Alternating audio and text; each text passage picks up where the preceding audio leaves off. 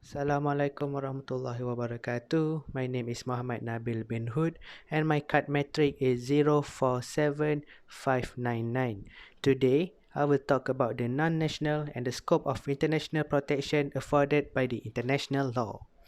A non-national or non-citizen is a person who has not been recognized as having these effective links to the country where he or she is located.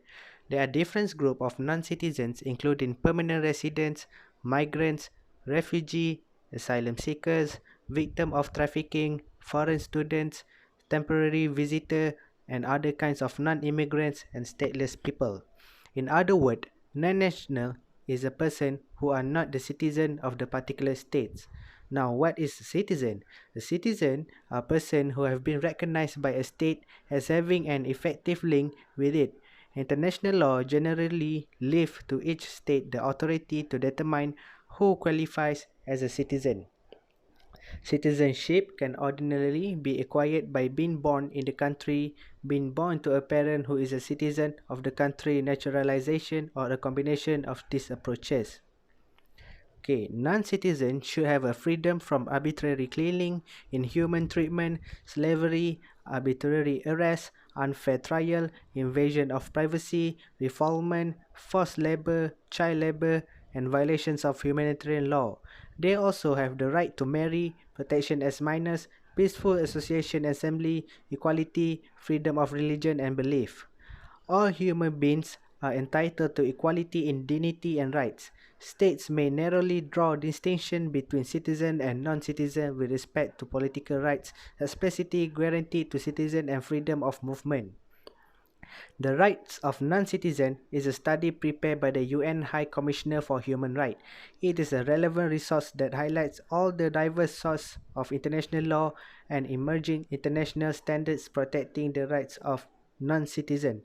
There are many international protection provided by the international law. One of it is the 1951 Refugee Convention. 1951 Refugee Convention is the key legal document that forms the basis of our work. It is ratified by 145 state parties. It defines the term refugee and outlines the rights of the displaced as well as the legal obligation of states to protect them. UNHCR served as the guardian of the 1951 Convention and it is 1967 Protocol. According to the legislation, states are expected to cooperate with the UNHCR in ensuring that the rights of refugees are respected and protected. Next, the International Convention on the Elimination of All Forms of Racial Discrimination, or ICED, which is one of the international law that protected this type of people. The convention commits its members to the elimination of racial discrimination and the promotion of understanding among all races. The convention also requires its party to outlaw hate speech and criminalize membership in racist organizations. So lastly, the International Covenant on Economic, Social and Cultural Rights, or ICEESR. ICEESR, it is a multilateral treaty adopted by the United Nations General Assembly.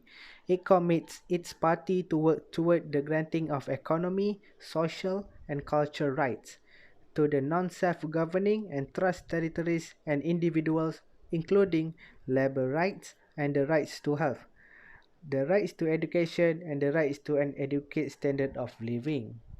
As the conclusion, this type of person shall be well protected by the government because it is the obligation for every state who has ratified the international law. So that is all from me.